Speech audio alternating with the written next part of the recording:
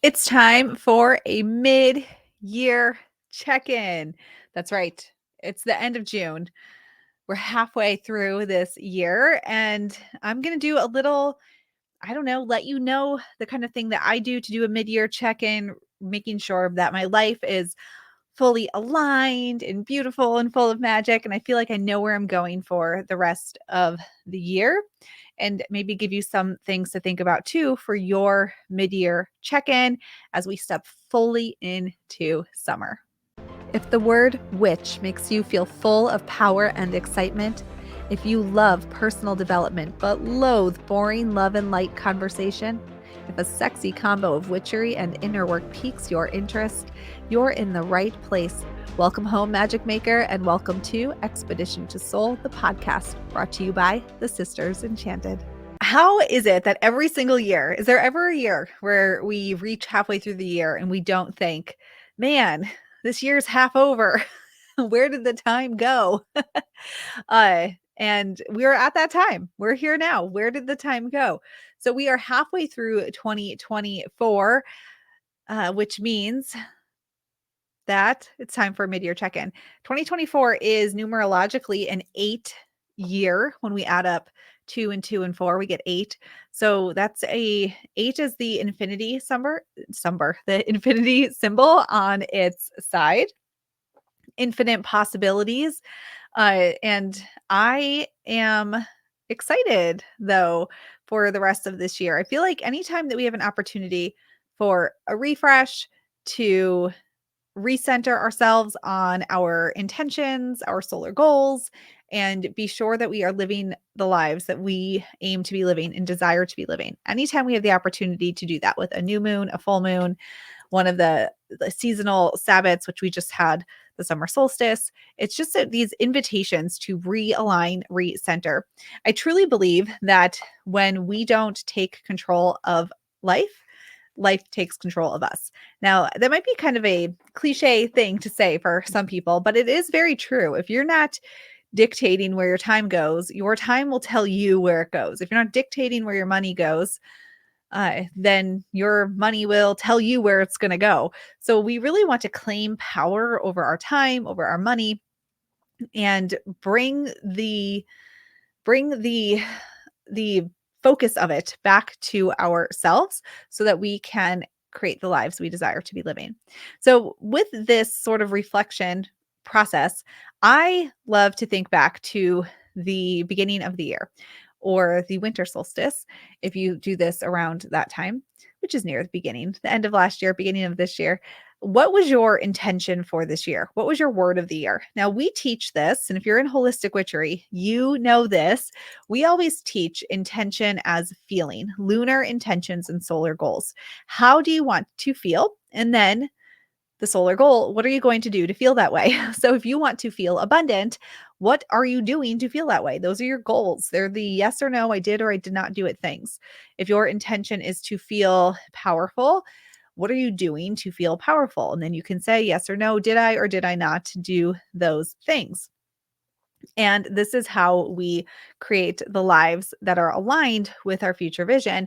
And we don't get stuck in the past or anchored into the present because of circumstance. And we allow ourselves to grow and are supported by the rhythms of the universe in this way as well. And the moon cycles and the seasons, as we have these invitations to do shadow work and take action and reflect and reset.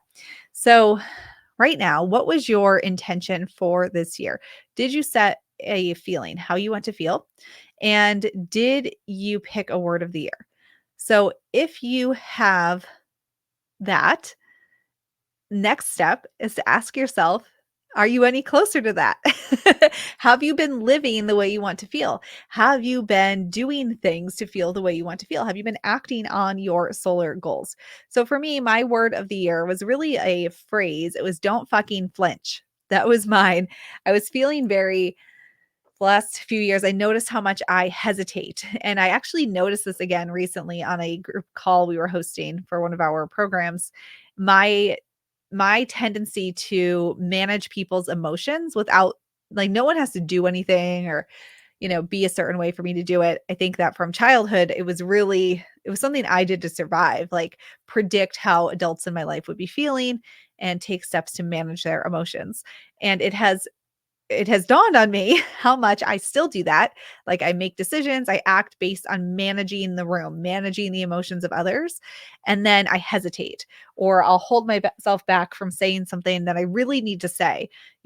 As a leader of a company, as the leader of my home life, the frank conversations, the clear, concise conversations that have to happen to keep everybody growing and moving in the same direction and keep everybody happy and healthy and paid and all those things, I find myself hesitating. And so my word for this year, my phrase was don't fucking flinch. Shine that solar plexus light and don't flinch. Well, I have been hesitating. I found myself getting back into a pattern of that. I think the first few months of the year were really strong for me. And then the spring season, which is interesting because that's a really like take action season. The spring season for me was a little bit of a backpedal. So as I assess for the year ahead and I think about, what I want to call in, what tools I want to support myself with, we all love to go buying new crystals and card decks. And this is a great time to actually get clear on what it is you need support in. So, as I think about this, I look around at my crystal collection. And when I want extra support and don't fucking flinch, and then ask myself, what does that look like? Well, it looks like speedy, clear, kind, compassionate, concise communication. So when something happens, not waiting, like really getting on it and discussing it right away, having the uncomfortable conversations, being transparent with kindness and compassion, of course, and then not flinching in things that I want to do. So not hesitating to step away from work to go for the walk that I need to take, or vice versa, letting my kids watch movies longer than I'd like them to so that I can finish the thing that my brain is obsessing over for work because I'm very passionate about it right now. So, not hesitating, second guessing myself based on my energy and what it is that I want to do. So, I can look up at my crystals and my oils and my sprays. And what do I have up there? I've got a beautiful blue tourmaline situation that I think would be maybe helpful for that throat energy sort of work. And I could take that down and put it on my, or you know what that is? That's not blue tourmaline. What is blue tourmaline? I'm making up crystals. The black tourmaline. Thank you very much. That is sodalite is what it is. I'm inventing crystals. Is there a blue tourmaline? There probably is, because tourmaline comes in different colors. You can get tourmaline jewelry in all different colors. So maybe I'm not making it up. Maybe my brain just had a brain wavelength meltdown for a second. That is a sodalite, is what it is, a sodalite point. But that is great for the throat chakra, to flex my communication. But also, what I'm seeing on my little shelf of items is a yellow ceramic bowl kind of thing. I don't really know what it is. My daughter made in a ceramics class, a pottery class is what it is, pottery class. And I could use that for that power of my solar plexus, which is fitting for summertime energy. And it has some red on it too. So I could actually take that and maybe put a candle in it or write an affirmation and put it in that and keep it where I'm going to see it all the time. So when you do these mid-year check-ins, it's very practical to see where you're aligning your energy, your life, your time, but also when you are looking to head to your favorite metaphysical shop, grab a new tool, go to your favorite crystal store, what do you need for the rest of the year? What support are you looking for in a tool? Can you go outside and get something and then make a tool? Is now the time to go to the thrift shop and look for a really cool old brass taper candle holder that you can put your crystals on, or a candle in, or turn it into something, or some really cool goblet or dish that you can create a little altar on. What is it that you need support in? And then look for something you already have, or go out and get it if you have that in mind that you want to go get something for it. But this mid-year check-in. So we want to know, how did you want to feel Do you feel that way? Yes or no? Do you want to adjust for the rest of the year? Are you staying the course? Whenever people want to adjust for the rest of the year, we do like to ask why. Is it because you're just not doing it, but you still want to do it? So sometimes we'll adjust because we aren't taking the action. And that can be appropriate if it will give you the confidence to take like a smaller action. But if you're adjusting out of fear and because you think you're not worthy or you're self sabotaging, that's not helpful. So you want to have some of those gut checks with yourself and ask, why do I want to change this? What's the purpose of me desiring to change this? Um, so I check with how I want to feel, the goals I had, the things I was going to do to feel that way. Have I been doing them? Do I need some metaphysical support, spiritual support, physical support, relational support? What kind of support do I need to achieve these goals in the rest of the year? I also love to look at my calendar. I do this for the whole year out around Yule, around the shortest day of the year, the winter solstice. But then I also do it every season. And right now, with the mid-year and the summer solstice, I will look at the rest of the year. What do I have on my calendar that supports the way I want to feel? So if you want to feel powerful, have you put anything on your calendar to help you feel powerful? Like maybe you need to go to an axe throwing place because that will make you feel powerful. Maybe you need to go, I don't know, sing karaoke because it'll make you feel powerful. Put something on the calendar that will aid you in feeling the way you want to feel. If you want to feel adventurous, put a hike on the calendar, that sort of thing. So, are you designing your life based on the way you want to feel? That's another great question to ask yourself and something to come home to. If you're a person who does lunar tracking, so if you track your energy over a lunar cycle, so from a new moon to a new moon, then that's a great way to check in with this every single lunar cycle to help you say, how did I want to feel? Am I living that? Is my energy in alignment with that? And then you have this every single day check in. If you've never done lunar tracking before, oh my goodness, I need to stop talking. If you've never done lunar tracking before, you might want to consider joining us for our Rare and Born Magic program. It is a amazing little program. It includes the self-paced magical self-care course, all where you're going to learn about the 4 pillars of self-care plus more of this time management stuff. So many women who have menopause brain tell me that they can't manage their time. This will help with that. We hear all the time about baby brain, but menopause brain, it's like the same and no one talks about it. So, and every woman has an experience with menopause where not every woman has a baby. So I think that I'm not understanding why society does not talk more about menopause brain. Oh, I know why, because society wants you to stay small and age gracefully and not talk about getting older. That's why. Well, fuck that noise because it's a real thing and magical self-care, the class will help with that.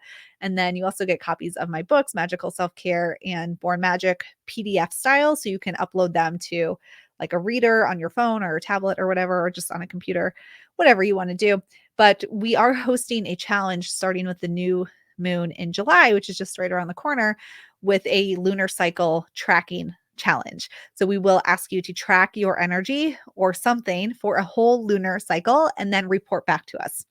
And we'll put up posts along the way too, so that you can report every day. So if you want to do this self reflection, how did I want to feel this year? What were my goals? Did I meet them? Yes or no? Am I on track? Am I feeling the way I want to feel? Do I have things on my calendar for the next 6 months to support me in the way that I want to feel to meet these goals, these lunar intentions and solar goals? And if you want some immediate support, come hang out with us for magical self care because we are going to do this daily lunar tracking challenge. And you'll have this really cool vault of tools to help you along the way as well. And that starts really soon. So we'll be sure to get you the information on that and all the places where you can find Sisters Enchanted information. All right. One last thing that I like to do as I'm resetting for the year and sort of doing a mid year check in is at my I look at my relationships. So, my relationships with people, but also my relationship with myself, my body, my money. And I will do a little bit of a self reflection there. How are my relationships going? We focus often on our things that need to be changed about our own selves. And we can't change other people. You can't change your partner or your family members or your neighbors or coworkers. You can't change them. You can only change yourself. That's why we focus on ourselves. But when it comes to goals and intentions, tend to set them like for self-improvement. And our relationships with people, with money, with our bodies, those relationships are the circumstances that make it challenging for us to achieve the things we say we want to achieve. So, in that light, if there is an intention and a goal that you have and you haven't met them, or you're not sure if you're on track to feel the way you want to feel by the end of the year or whatever the time frame is, do a little analysis or self check-in on your relationships. Your relationship with your loved ones, your friends, your coworkers, your own body, how you feel in your body, your soul when you look in the mirror, your relationship with your money. Because if your relationships are poorly, it will be harder for you to feel the way you want to feel, because all of those external energies are impacting you every single day. So do a little relationship check in too across the board and just see, is there anything that you can do of yourself? Remember, we can't change other people, but anything you need to do to create relationships, cultivate relationships, call them in, make the space for relationships that are supportive, nurturing, and help you feel the way you want to feel. This is a great time of year to ask that question. And relational self care is one of the things we touch on in magical self care as well. So, another reason to come hang out with us there, but very real. Do that little analysis. Relationships with people, family, friends, loved ones, coworkers, all the people, your body, like when you look in the mirror, your relationship with yourself, when you're alone with yourself, what's your relationship like with you and your money? That is something to consider. Your relationship with your money, your relationship with the earth, time, just what are you in relationship with? Take a little minute to my kid says, maybe I'll just watch a small movie. And I'm like, what does that even mean? A small movie? Movies they're not sized. So take a small minute and do a little relationship analysis there. All right. Well, enjoy your mid-year check-in. Do one if you're in our community group. Feel free to share for witnessing or feedback. Just let us know what you're looking for. We're happy to jump in at any time. And thank you for being part of the Sisters Enchanted podcast family. Until next week, I hope that you have an enchanted rest of your day ahead. If you love the podcast, be sure to leave us a rating or a review. That helps us to get the word out about all we're doing here at the Sisters Enchanted. Thanks for being part of our community, and we'll see you in the next episode.